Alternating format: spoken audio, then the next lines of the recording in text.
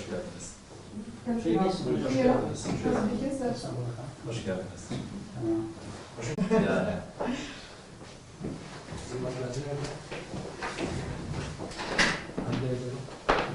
Evet, nereden? Eşi oluyor. Öyle mi? Evet. Ben yeğenleriyim. Ha, siz yeriniz. Nerede? Şey nereden? Antalya'dayım çocuğum. Öyle mi? Oradan mı? Sile, Malagrat. Ha. Ruslar Kemer. Hoş geldiniz. Willkommen. Almanya'da yaşıyor. Erkek kardeşim Sile'de çalışıyor.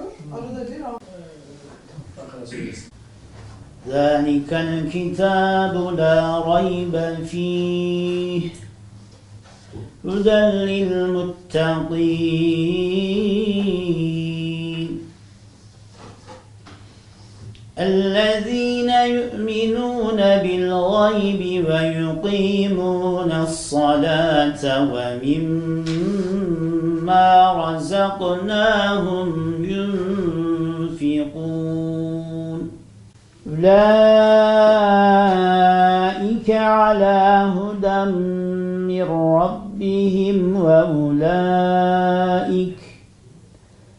وأولئك هم المفلحون. Federasyon olarak kendimizi böyle deklar ediyoruz. Onu şimdi tekrar etsin benim söylediğimi. Also, wenn du das wiederholst, was jetzt sagt, dann trittst du in den Eşhedü Eşhedü en la en la ilahe ilahe illallah illallah ve eşhedü ve eşhedü enne enne Muhammeden Muhammeden abduhu abduhu ve rasulü.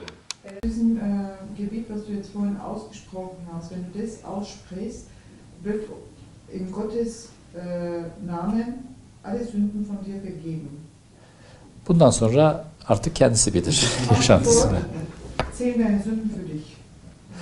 Şimdi bu Beten, sabah güneş doğmadan önce, bevor die Sonne aufgeht, öğlen tam güneş Mittag, ortadayken, wo die Sonne ikindi tam böyle eğim içerisinde, wo die Sonne akşam geht güneş battıktan hemen und wenn die sonra, Sonne untergeht.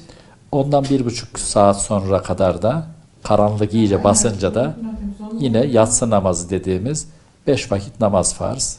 Dann ist diese Gebet, Sonra kitaplara yani alle Bücher, ilahi kitaplara, religiöse Kur'an, Bücher, İncil, öldükten sonra und nachdem wir gestorben yeniden sind, dirilip dass wir hayatımızın unser Leben, was wir güzelliğine jetzt göre leben, cennet, wenn wir gut leben, dünyadayken yaptığımız iyiliğin, hayrın, güzelliğin, ibadetin soweit wir karşılığını cennet olarak Allah'tan bekleriz. was wir auch machen, unsere Sünden und unser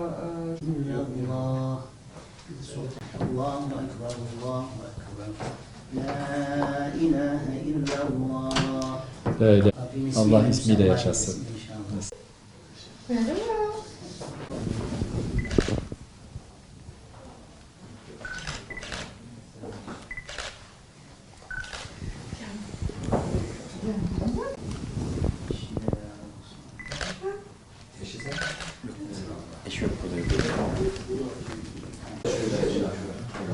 Hayırlı olsun.